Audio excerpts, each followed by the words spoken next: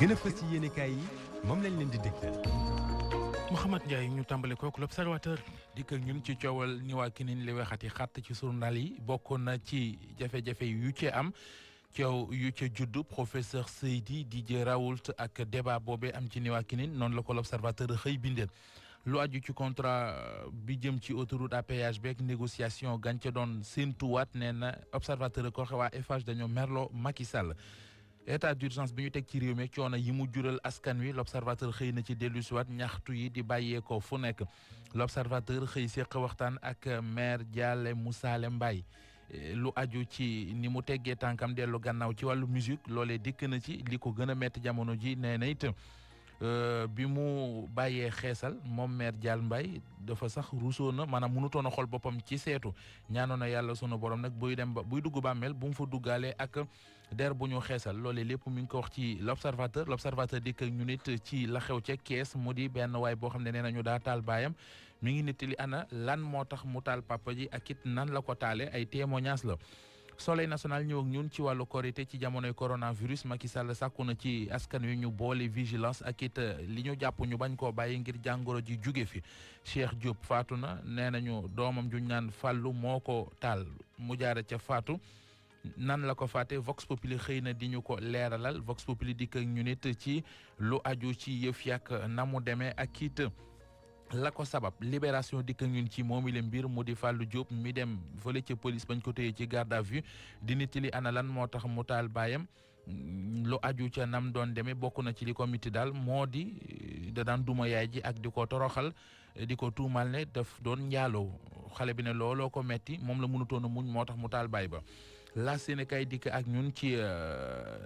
ñi mas a jiite jamono conseil économique social ak environnemental décret bu ñu teg ngir de def leen ay président honoraire coow li nga xam ne jur na ko las ca la xëyee témoigné dikk ak ñun ci feetu korité gi fii ci Sénégal ak coronavirus beeg ni mu ne lëjj ci korité gi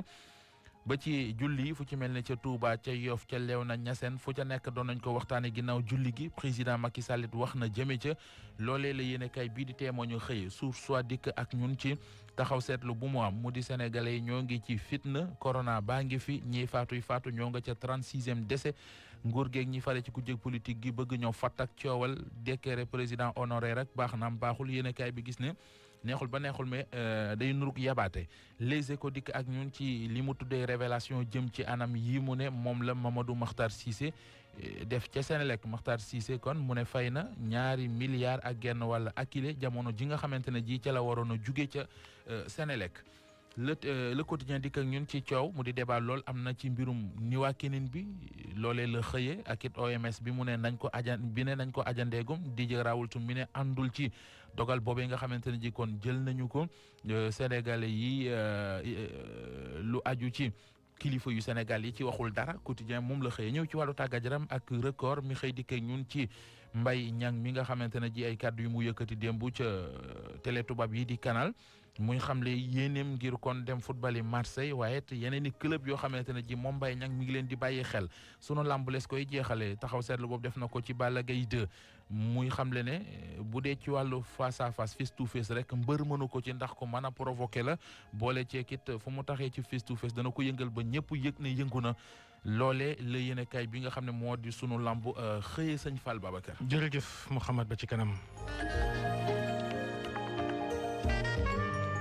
Futurs Médias di leen gën a jege saa su ne mbokk yi ci kaw politique bi mu jógtee ngir gën a yaatal réseau bi yéen ñi dëkk Thiès ak li ko wër soxlaatul ngeen ñëw ba Ndakaaru ngir seeni avisé communiqué bépp yëgle spot ci wàllu publicité ak yeneen naka noonu yéen ñi nga xamante ne yéen a safoo yéene kaay bi muy télévision bi ci bépp fànn site internet IGFM naka noonu lépp loo xamante ni ci wàllu annonce la ak lu ngeen bëgg a wane nem njaay mun ngeen jokkoo ak suñu service commercial ba ca Thiès ca quartier Carrière téléphone bi di 33 952 1740 RFM ànd ak yéen ci waxtu yu ne ak jamono ju ne.